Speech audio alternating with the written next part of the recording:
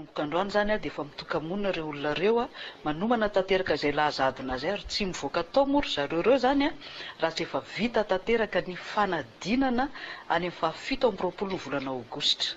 zay zany fa dia hatreto aloha zany dia tena mandeha ary azo antoka fa andeha tsy misy tomika ny fanomanana ny fanadinana baccalauréat 2024 rehefa tonga somatsara daholo ireo olona voafatina hanatanteraka ny fanaovana ny lahazadina amin'izany dia fa miditra manomboka androany izy ireo ka tsy tokony izy zany ny ahaiahiny hoe fanontaniana maro samihafa tonga aty amin'ny fampianarana ambony hoe manahoana ihany fa dia efa misy izy io zany tokony tsy hanana ahaiahana ny ray aman-dreny na ireo mpiadina zany fa dia efa teo amin'ny fanatanterana tanteraka n'izay fanomanana izay eo amin'ny ministera amin'ny fampianarana ambony.